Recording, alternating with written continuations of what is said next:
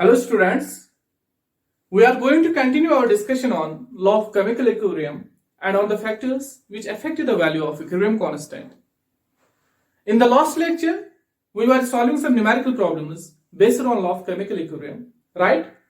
In this lecture also, we will solve the numerical problems which will be a bit complicated and advanced as asked in NEET and JEE mains exams. But before that, I would like to provide you with some key points of this chapter which will help you to have a grip on numerical session and approach the question more correctly. तो students आज भी हम numerical problems ही solve कर लेंगे जैसे कि हम पिछले लेक्चर में कर रहे थे, लेकिन आज के न्यूमेरिकल्स थोड़े से कॉम्प्लिकेटेड हो जाएंगे, सिंपल से कॉम्प्लिकेटेड। तो न्यूमेरिकल्स कराने से पहले मैं आप लोगों को सजेस्ट करता हूं कि इस लेक्चर को अच्छे से देखो, क्योंकि आप न्यूमेरिकल से ही थ्योरी को अच्छे से समझ पाओगे और कोई कितने भी कॉम्प्लिकेटेड न्यूमेरिकल क्यों ना हो, आप बेसिक सीखोगे और बेसिक से उस न्यूमेरिकल को अप्रोच कर पाओगे। तो चले मैं आपको कुछ बेसिक सिखाऊंगा और फिर कुछ न्यूमेरिकल्स करेंगे जिससे आपका न्यूमेरिकल हैंड भी अच्छा हो जाएगा और आगे जाके आपको किसी भी कॉम्पिटिटिव एग्जाम में कोई मुश्किल नहीं हो जाएगी। ओके, तो देखो सबसे पहला की पॉइंट क्या है, वो ये कि किसी रिवर्सिबल रिएक्शन के लिए जिसको इक्विलिब्रियम अटेन हो जाएगा उसका केपी वैल्यू और KC value they are the functions of temperature. तो मैं बोर्ड पे लिखूंगा कैसे। सपोज मेरे पास एक रिवर्सिबल रिएक्शन है, A plus B gives C plus D और सारे रिएजेंट्स की फेज जो है दैट इज गैसेस। ऐसे में लिख सकता हूं A gases, B gases, C gases and इस रिवर्सिबल रिएक्शन को अगर किसी पर्टिकुलर टेम्परेचर पे लाइक एट 600 केल्विन इसका अगर इक्विलिब्रियम कांस्टेंट Kc है in terms of concentration, Kp है इन टर्म्स ऑफ प्रेशर और Kx है in terms of mole fraction. ये जो Kc है equilibrium constant in terms of concentration and ये जो Kp है in equilibrium constant in terms of pressure, ये दोनों के दोनों सिर्फ और सिर्फ टेम्परेचर से वैरी होती हैं। They are the functions of temperature on. तो जब तक रिएक्शन का टेम्परेचर चेंज ना हो जाए, जब तक 600 केल्विन से कोई और टेम्परेचर ऑफ नहीं लाओगे, तब तक Kp और Kc का वैल्यू चेंज नहीं होगा। दैट मींस इस पर्टिकुलर रिएक्शन के लिए Kc और Kp they will remain constant and they will very only if temperature varies. सिर्फ और सिर्फ चेंज हो जाएंगे जब टेम्परेचर चेंज हो जाएगा। दैट मींस अगर आप इनिशियल कंसंट्रेशन चेंज करोगे या इवन इक्विलिब्रियम कंसंट्रेशन चेंज करोगे, Kc चेंज नहीं होगा, Kp चेंज नहीं होगा। अगर आप इक्विलिब्रियम पे इवन प्रेशर चेंज करोगे, Kp और Kc चेंज नहीं हो जाएगा। जो रिएक्शन है ये अपने आप को एडजस्ट करेगी इस तरह से, ये रिएक्शन ऐसे रेस्पॉन्स दिखाएगी कि Kc और Kp चेंज ना हो जाए। इसी हिसाब से अगर आप inert gas at constant temperature inert gas इसमें ऐड करोगे, Kc चेंज नहीं होगा, Kp चेंज नहीं होगा। तो that means equilibrium constant is independent of use of catalyst, it is independent of addition of inert gas to the equilibrium mixture, it is independent of concentration, it is independent of pressure। Plus हाँ, अगर इस format में reaction नहीं है, format हम change करेंगे तब जाके Kc और Kp चेंज होता है। अब रहा सवाल Kx का। ये जो Kx है that is equilibrium constant in terms of mole fraction.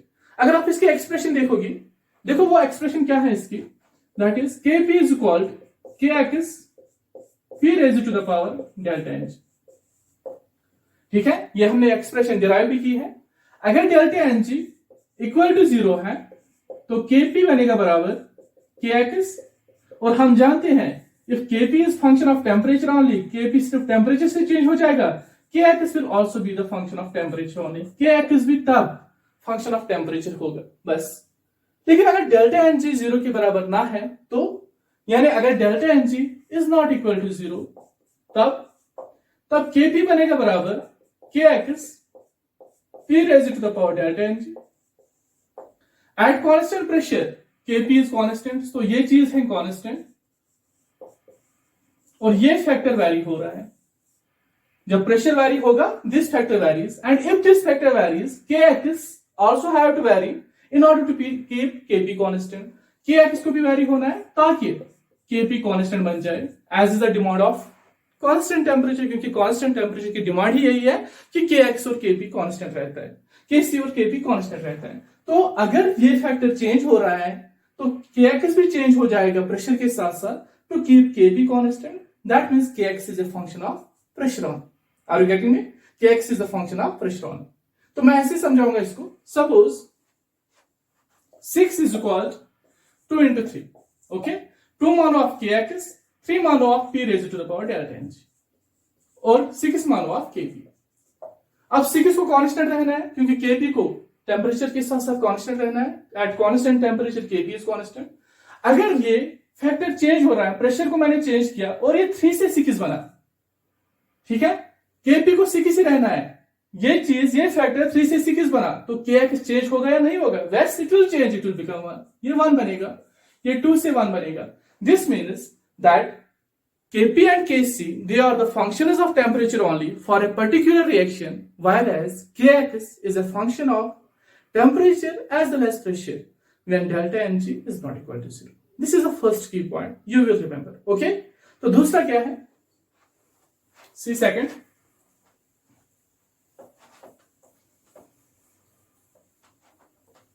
Suppose बेटा मेरे पास एक रिएक्शन है इस तरह से, a plus 2b gives c plus 3d।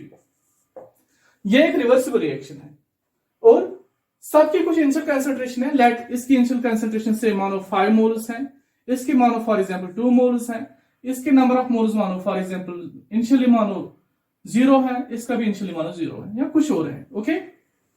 ये है इनिशियल कंसंट्रेशन की।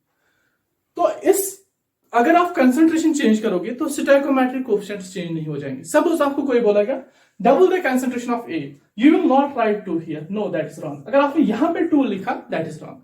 चेंज दिस, 5 को 10 बना दो, अब double the concentration of A, you can will make 5 as 10, but stoichiometric को चेंज नहीं करनी है।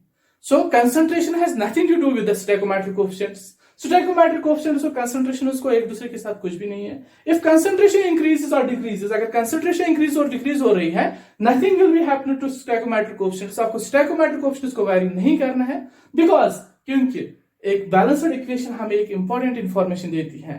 वो क्या? ये जो स्टोइकोमेट्रिक कोएफिशिएंट्स होते हैं, it tells us the relative number of moles और molecules of different reagents which take part in a chemical reaction according to the law of conservation of mass।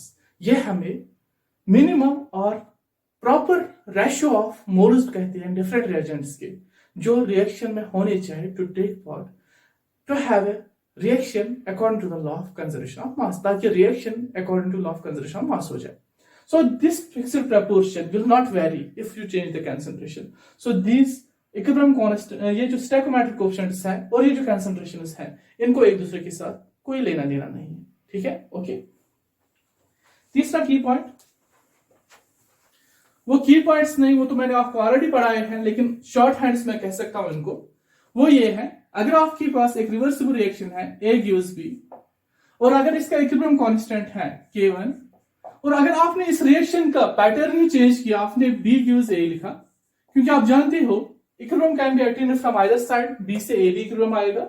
Let the equilibrium constant is K2, अगर equilibrium constant K2 है तो K2 और K1 में क्या relationship है? K2 will be equal to 1 by K1, remember it. So that means if we have a reaction A gives B, a reversible reaction, and if we write it as B gives A, reversible sign के साथ, अगर पहले reaction का equilibrium constant K1 है, दूसरी का K2 है, तो K2 और K1 में कैसे रिलेशनशिप है? K2 is reciprocal of K1, K2 is equal to 1 by K1, okay? दूसरा शॉर्ट है, ये मैंने ऑलरेडी पढ़ाया है, ऑलरेडी सिखाया है कैसे, लेकिन अब मैं फिर से रिपीट कर रहा हूं। दूसरा ये कि अगर आपको ये रिएक्शन है A gives B और इसका इक्विलिब्रियम कांस्टेंट है K1, और अगर आपने N से मल्टीप्लाई किया, यानी ये बना Na gives Nb, तो इसका इक्विलिब्रियम कांस्टेंट है K2, तो K2 और K1 में कौन सी रिलेशनशिप होगी? Remember, K2 will be equal to K1, जो K1 था, raise to the power n, यानी जो चीज मल्टीप्लाई हुआ वो चीज इक्विलिब्रियम कांस्टेंट को रेज पावर में आ जाएगा। K2 will be equal to K1 raised to the power n. N was multiplied to the equation, but n here is raised to the power equilibrium constant, which was for the reaction A gives B. Okay? अगर आप divide कर रहे हो, जैसे आप इस फॉर्मूले में लिख रहे हो, A by n gives B by n, and this is equilibrium constant K2, then K2 will be equal to K1 divide करने का मतलब मल्टीप्लाई किया 1/n से, तो 1/n से जब मल्टीप्लाई किया वो रेज पावर में आएगा, तो K2 will be equal to K1 raised to the power 1/n. Suppose reaction I say N2 plus O2 gives 2 times NO, इसका इक्विलिब्रियम कांस्टेंट है 10. अगर मैं लिखूंगा 1/2 of N2 plus 1/2 of O2 gives NO, इसका equilibrium constant क्या होगा? आपने multiply किया 1/2 से, मल्टीप्लाई किया 1/2 से, यहाँ पे 2 और 2 कैंसिल हुआ, NO मिला मुझे, तो इसका इक्विलिब्रियम कांस्टेंट क्या होगा? 1/2 से मल्टीप्लाई किया 10 raised to the power 1/2, that means square root of. तो इस हिसाब से ओके. तीसरा पॉइंट,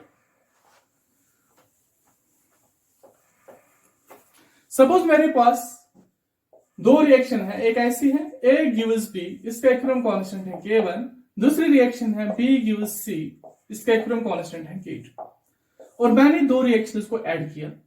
जब रिएक्शंस को ऐड करते हैं तो रिएक्टेंट और प्रोडक्ट अगर सेम है, सिमिलर है, वो कैंसिल ओवर हो जाएंगे, तो ये इसके साथ कैंसिल हो जाएगा.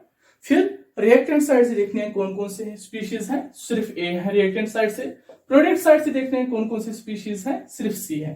तो A gives C एक नई रिएक्शन बनती है which is obtained from the addition of the two. तो A gives C का equilibrium constant let it be K3, वो K3 में मानूंगा.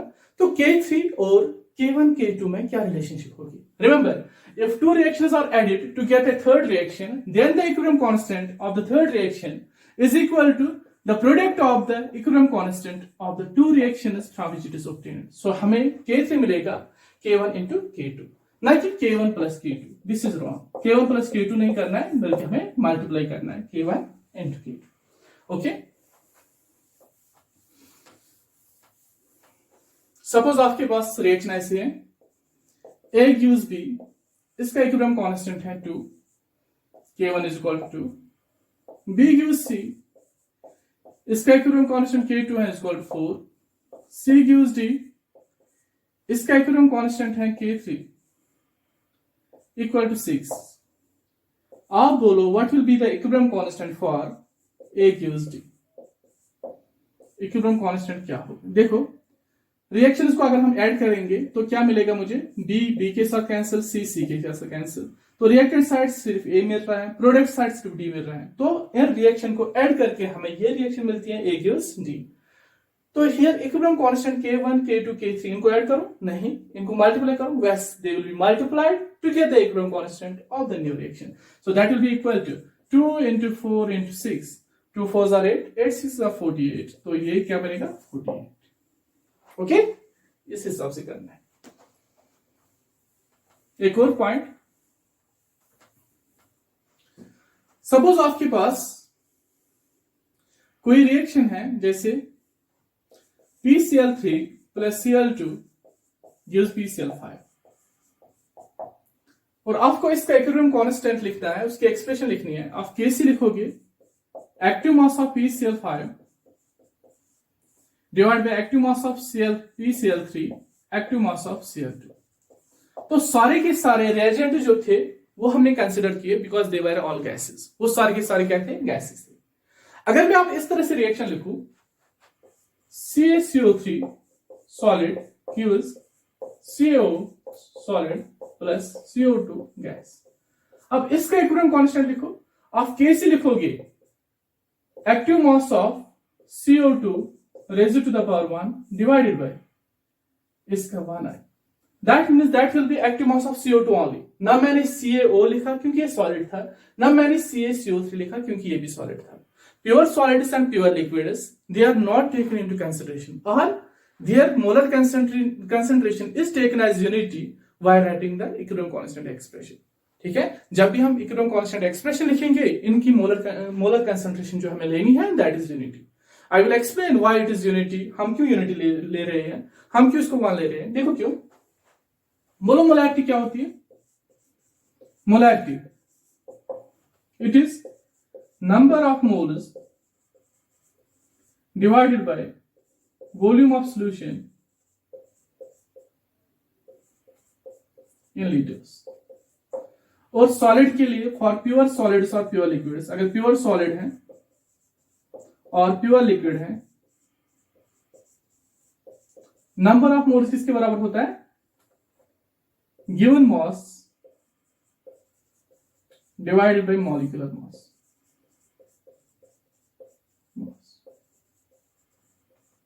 So given mass divided by molecular mass, मैं mm से लिखूंगा, इनटू वॉल्यूम बिकम्स कंसंट्रेशन। यही बनेगी मोलैरिटी, यही बनेगी कंसंट्रेशन या active mass. Given mass by volume, what is that? That is density. Mass by volume is density divided by molar mass. देखो आप, यह है कंसंट्रेशन। कंसंट्रेशन निकला density which is constant, molar mass that is constant. So concentration is constant, so here we take the constant value as 1, क्योंकि हमें change in concentration बोलना था। There will be no change in concentration for pure solids and pure liquids because it comes out to be density by molar mass and that is constant. Because for solids density does not change, for pure liquids density does not change. Density pure solids की और pure liquids की change नहीं होती है for at the same temperature, एक ही temperature. Okay, चलिए हम न्यूमेरिकल प्रॉब्लम्स करते हैं। आप इसी पे बेस से जो मैंने की पॉइंट्स दिखाए,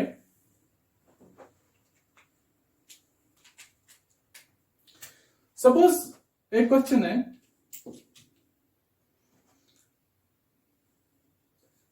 NO plus half of O2 gives NO2, okay, और इसका इक्विलिब्रियम कांस्टेंट है 9, K is equal to 9।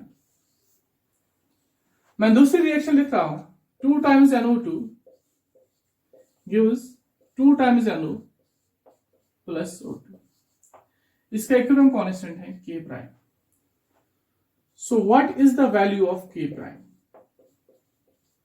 Value of K prime. K prime का वैल्यू क्या है? देखो, जो रिएक्शन है और जो रिएक्शन हमें सॉल्व करनी है, जिसके लिए हमें इक्विलिब्रियम कांस्टेंट देखना है। देखो, यहां पे जो चीज प्रोडक्ट है NO2 और यहां पे वो चीज रिएक्टेंट है। दैट मीन्स इस रिएक्शन को पहले मुझे रिवर्स करना है। इन दोनों के बीच कोई ऐसी रिएक्शन है जो इसको पहले रिवर्स करती है। मैं वो रिएक्शन पहले लिखूंगा, मैं वो रिएक्शन इंट्रोड्यूस करूंगा। वो रिएक्शन होगी, इसको रिवर्स करूंगा, वो NO2 gives NO plus half of O2। ये गिवन रिएक्शन नहीं थी, ये मैंने खुद से इंट्रोड्यूस की, क्योंकि मुझे लगा जो यहां पे प्रोडक्ट है वो यहां पे रिएक्टेंट है। तो अगर मैं पहले रिएक्शन को रिवर्स करूं, हो सकता है कोई रिलेशनशिप डेवलप हो जाए, इसलिए मैंने ये चीज बीच में इंट्रोड्यूस की। तो हम जानते हैं अब, अगर हम रिएक्शन को रिवर्स करते हैं तो इक्विलिब्रियम कांस्टेंट क्या होता है? रेसिप्रोकल होता है। तो इस इंट्रोड्यूसर वाली रिएक्शन का K होगा बराबर 1/9, होगा बराबर 1/9। ओके, अब देखो इसको और इसको क्या सिमिलरिटी है। अगर इसको इंट्रोड्यूस वाली रिएक्शन को अगर मैं मल्टीप्लाई 2 करूं, 2 times NO2, यहां भी मल्टीप्लाई 2 times NO, यहां भी मल्टीप्लाई 2 O2। दैट मीन्स अब इसको मल्टीप्लाई 2 किया गया है, वो रेज़ टू द पावर हो जाएगा। So K dash is equal to K raise to the power 2, and what is K here? This K that is 1/9 raise to the power 2, that is 1/81। तो equilibrium constant क्या होगा? 1/81। देखा क्या करना पड़ा हमें? दो रिएक्शंस को हमें टैली करना पड़ा। जो रिएक्शन गिवन थी उसका प्रोडक्ट मैंने देखा, फिर मैंने रिवर्स किया, इसको 1/9 बना। फिर रिवर्स करके भी मुझे नई रिएक्शन नहीं मिली थी, इसलिए मुझे 2 से मल्टीप्लाई करना पड़ा। यहां भी 2 से रेज़ पावर हुआ, तो K डैश बना 1/81। ओके, अब आप इसके लिए बोलो। सपोज मेरे पास रिएक्शन है SO2 plus half of O2 gives SO3। इसका इक्विलिब्रियम कांस्टेंट है 10। Then 2 times SO3 gives 2 times SO2 plus O2। इसका इक्विलिब्रियम कांस्टेंट है K dash. Find K dash, हमें K डैश को फाइंड करना है। बोलो फिर से क्या करना है? पहले रिएक्शन को गौर से देखो, केयरफुली इसको ऑब्जर्व करो। जो इसमें प्रोडक्ट है SO3 वो इस वाले रिएक्शन का रिएक्टेंट है, तो इसको पहले रिवर्स करो, क्योंकि रिवर्स करने से कोई ना कोई हिंट आपको मिलेगी कि क्या करना क्या है। मैं जब इसको रिवर्स कर रहा हूं तो मुझे मिल रहा है SO3 gives SO2 plus half of O2, और मैं जानता हूं रिवर्स करने से इक्विलिब्रियम कांस्टेंट क्या हो जाएगा? रेसिप्रोकल हो जाएगा, दैट इज 1/2। अब इसका जो मैंने इंट्रोड्यूस की रिएक्शन इन दोनों के बीच वाली में तो दैट इज इसका इक्विलिब्रियम कांस्टेंट क्या है 1/10। अब इसको और इसको देखो, यहां पे इसको मल्टीप्लाई 2 किया है 2 टाइम्स SO3 मिला है, इसको मल्टीप्लाई 2 किया है 2 टाइम्स SO2 मिला है, इसको 2 से मल्टीप्लाई किया है 2 कैंसिल O2 मिला है। दैट मींस इस रिएक्शन को फिर 2 से मल्टीप्लाई किया है, तो मैं इसकी इक्विलिब्रियम कांस्टेंट को 2 रेज पावर कर लूंगा। So K dash will be equal to 1/10 raised to the power 2, that is equal to 1/100 and that is equal to 0.01। so K dash किसके बराबर होगा 0.01। इजी सा है। अब थोड़ी सी कॉम्प्लिकेटेड न्यूमेरिकल इससे थोड़ा सा डिफरेंट। सपोज मेरे पास है NH3, चलो ऐसे लिखते हैं N2 plus 3 times H2 gives 2 times NH3। सारे के सारे गैसेस रिएजेंट्स हैं। ओके, तो दूसरी रिएक्शन में लिखता हूं N2 plus O2 gives 2 times NO, और तीसरी रिएक्शन में लिखता हूं H2 plus half of O2 gives H2।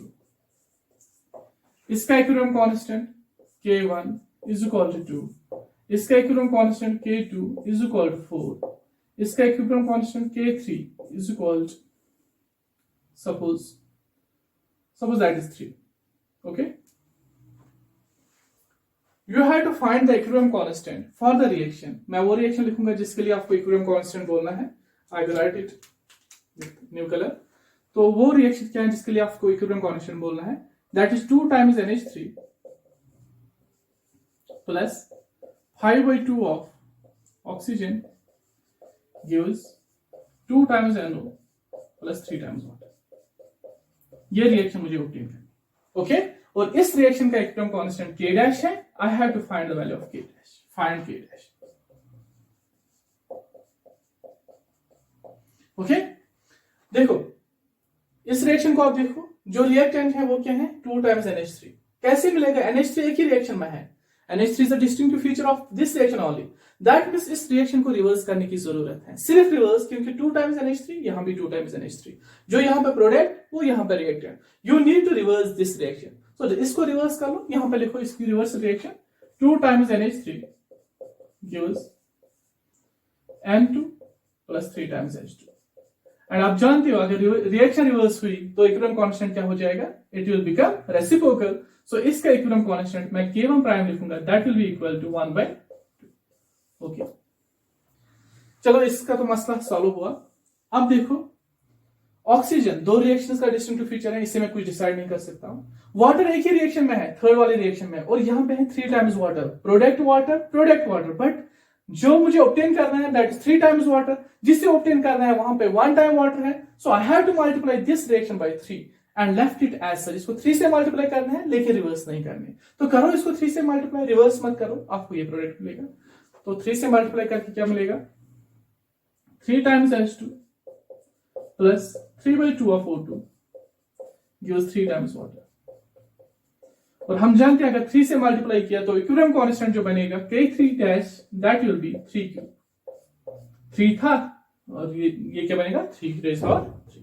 Okay, now ये भी मुझे मिला। अब 2 times NO, it is a distinctive feature of this reaction, क्योंकि NO सिर्फ इस रिएक्शन में है, तो इसी रिएक्शन से ये NO निकलेगा। प्रोडक्ट साइड से है तो प्रोडक्ट साइड से ही, ठीक है। 2 टाइम्स ही है तो 2 times. That means you don't have to change the second reaction. इस रिएक्शन को आपको चेंज नहीं करनी है, तो मत करो चेंज और ऐसे ही लिखो। तो क्या लिखोगे आप? N2 plus O2 gives 2 times NO। बाकी सारे के सारे वैल्यूज ऑटोमेटिकली फिट हो जाएंगे, तो इसका इक्विलिब्रियम कांस्टेंट K2 डैश भी 4 के बराबर ही आएगा। देखो आप ऐड करो सारी रिएक्शन उसको, this one and this one. N2 reactant है, N2 प्रोडक्ट है, कैंसिल हो जाएंगे, ठीक है। 3H2 रिएक्टेंट है, 3H2 प्रोडक्ट है, कैंसिल हो जाएंगे। अब रिएक्टेंट साइड कौन कौन सा चीज बचा? 2 टाइम्स NH3, यहां पे लिखता हूं 2 टाइम्स NH3 प्लस क्या बचा reactant side? 1 oxygen, 3/2 oxygen, that means 5/2 oxygen gives product side क्या क्या बचा? यहां पे 2 times NO, okay, plus 3 times water. यही तो थी रिएक्शन जो हमें ऑब्टेन करनी थी, जिसका इक्विलिब्रियम कांस्टेंट हमें ऑब्टेन करना है। That means we added the reactions. ये जो रिएक्शन मैंने नई बनाई थी इनको ऐड करना पड़ा, इक्विलिब्रियम कांस्टेंट मल्टीप्लाई हो जाएंगे। तो क्या बनेगा? K dash will be equal to 1/K1, ठीक है, इसका 1/K1 into K2 into K3 cube, यानी K2 K3 cube divide by K1, K2 K3 cube divide by K1, या इन वैल्यूज को एड मल्टीप्लाई करो सीधे, 1/2 4 into 9, that means 18. You will get the value of KC. Okay? इस हिसाब से हमें KC करेंगे। तो चले कुछ और क्वेश्चंस करेंगे। ये क्वेश्चन बेटा नीट 2017 में पूछा गया था, 7 में भी और PMT 3 में भी, तो बहुत बार पूछा जाता है ऐसे क्वेश्चंस। चलो और क्वेश्चंस करते हैं।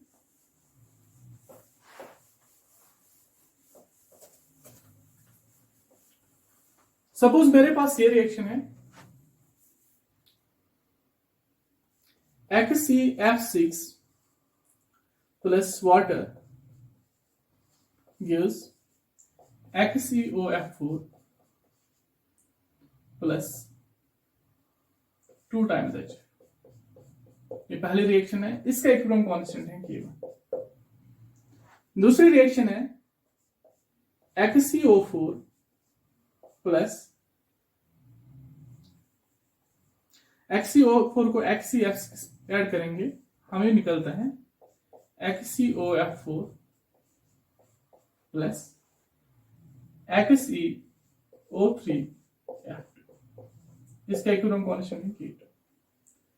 ओके, 2 और 4 6 हुए, 1 और 3 4 हुए, ठीक है, Xe2।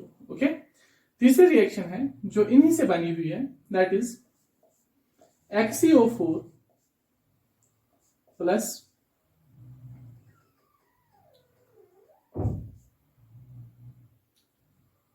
XeO4 plus 2 times HF gives XeO3F2 plus water.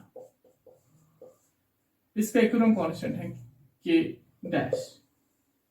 You have to find the value of K dash in terms of K1 and K2। आप फाइंड करो K dash in terms of K1 and K2। पहले देखते हैं हर कोई balanced equation है कि नहीं है। XeF6 plus H2, here is 6 fluorine 4 to 6, hydrogen 2 oxygen 1। Okay, पहली वाली बैलेंस्ड है। दूसरी मैंने चेक की, वो बैलेंस्ड है। तीसरी Xe यहाँ पे Xe, ऑक्सीजन 4 है 3 1 4, हाइड्रोजन 2 है 2, ठीक है, फ्लोरीन 2 है, ठीक है, सारे के सारे रिएक्शन जो है वो बैलेंस्ड है according to law of conservation of mass. तो देखो कैसे बनेगी ये रिएक्शन। यहाँ पे XeO4 प्लस 2 टाइम्स HF सिर्फ इस रिएक्शन का कैरेक्टरिस्टिक है, तो that means this reaction need to be reversed. इस रिएक्शन को रिवर्स होना है, सो दैट मुझे रिएक्टेंट साइड नई रिएक्शन को HF मिलेगा। तो कर लो इसको पहले रिवर्स, देखते हैं क्या निकलेगा। इसको जब रिवर्स करेंगे तो हमें बनेगी reaction XeOF4 plus 2 times HF gives XeF6 plus S2। और आपको पता ही अगर रिएक्शन रिवर्स हुई तो इक्विलिब्रियम कांस्टेंट रेसिप्रोकल होगा, that will B 1/K। Okay, now XeO4 किस रिएक्शन में है? XeO4 एक ही रिएक्शन में है, दैट इज सेकंड वाले रिएक्शन में। दैट मींस इसको कुछ भी नहीं करना है, इसको एज सच लिखना है। सेकंड वाली रिएक्शन को एज सच लिखना है, तो लिखो सेकंड वाली रिएक्शन को एज सच। हाँ, इसको एज सच लिखो, that means XeO4 plus XeF6 gives XeOF4 plus XeO3F2। अब देखो कौन कौन सा चीज कैंसिल हो रहा है। XeF6 कैंसिल हो जाएंगे, ठीक है, ठीक। तो क्या बचेगा यहाँ पे? XeOF4 और XeOF4 कैंसिल हो जाएगा, यहां बचेगा XeO4 plus 2 times HF gives XeO3F2 plus water. यानी एक रिएक्शन को रिवर्स करना पड़ा, दूसरी रिएक्शन को सीधे इसी फॉर्मेट में लिखना पड़ा K2, और देन हमें उनको ऐड करना पड़ा। जब हमने इनको ऐड किया तो हमें वही रिएक्शन मिली, ठीक है। तो ऐड करने का मतलब हमें इक्विलिब्रियम कांस्टेंट्स को मल्टीप्लाई करना है, तो K डैश होगा बराबर 1/K1 into K2 that is K dash is equal K2 by K1. Okay, इस रिएक्शन के लिए K डैश क्या होगा? K2 by K1. क्योंकि पहले रिएक्शन को मुझे रिवर्स करना पड़ा, दैट इज 1 by K1. जब मैंने रिवर्स किया, रिवर्स मैंने इसलिए किया क्योंकि 2 टाइम्स HF रिएक्टेंट साइड आना चाहिए, लेकिन पहले रिएक्शन को ये प्रोडक्ट साइड था, इसलिए रिवर्स मैंने किया. दूसरे रिएक्शन को मैंने ऐसे रखा क्योंकि XeO4 रिएक्टेंट ही आना चाहिए, इसलिए मैंने ऐसे ही रखा. फिर जब मैंने दो रिएक्शंस को ऐड किया, मुझे मिली वही रिएक्शन जिसके लिए मुझे K डैश फाइंड आउट करना था. एंड दैट मींस मैंने दो रिएक्शंस को ऐड किया, यहां पे इक्विलिब्रियम कांस्टेंट्स मल्टीप्लाई हो जाएंगे, it will become 1 by K1 into K2, that will become K2 by K. Okay, easy है. चलो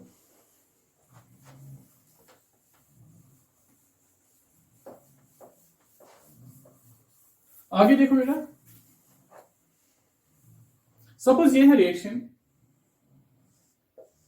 CO plus H2O gives CO2 plus H2. इसका इक्विलिब्रियम कांस्टेंट K1 है. ओके, दूसरी reaction CH4 plus H2O gives CO plus 3 times H2. इसका equilibrium constant K2. You have to find the equilibrium constant for, आपको equilibrium constant बोलना है किस reaction के लिए? CO2 plus 4 times H2 gives CO2 plus 4 times H2 gives CH4 plus water. इस reaction का equilibrium constant है K dash. Find the value of K dash. Of K dash का वैल्यू फाइंड आउट करना. ठीक है, find the value of K dash.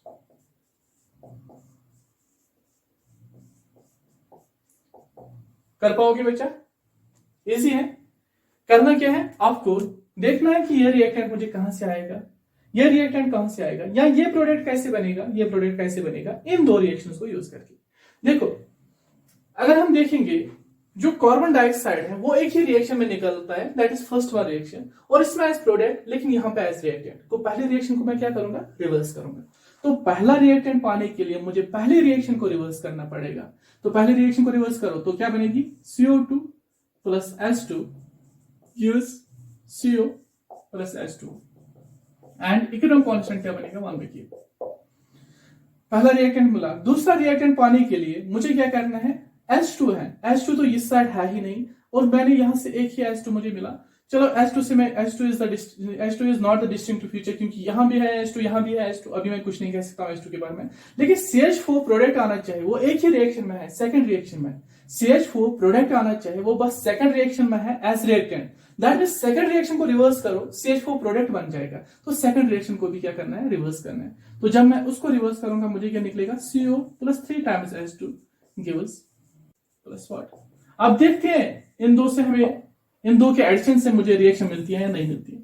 ये है CO as a reactant, CO as a product. अब देखो रिएक्टेंट साइड कौन कौन सी चीज है? CO2 plus 314 4 times H2 S gives CH4 S plus 2 times water. Here it is 2 times water.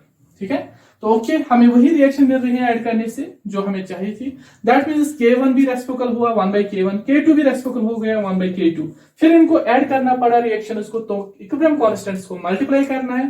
तो K dash होगा बराबर, नए रिएक्शन के लिए इक्विलिब्रियम कांस्टेंट होगा बराबर 1 by K1 into 1 by K2. That is equal to K dash होगा बराबर 1 by K1 K2. ठीक है, ओके. तो इस तरह से हम क्वेश्चंस करते हैं उन फैक्टर्स पे which affect the value of equilibrium constant. मुझे लगता है आज के लिए हम इतना ही करेंगे. नेक्स्ट लेक्चर में मैं आपको सिखाऊंगा कुछ questions which are based on law of chemical equilibrium that are more advanced than what we already did. वो उससे एडवांस्ड होंगे. आज के लिए इतना ही, लेकिन फिर से बच्चों इस लेक्चर को नोट बुक और पेन उठाओ और अच्छे से इसको नोट कर लो. Thank you very much.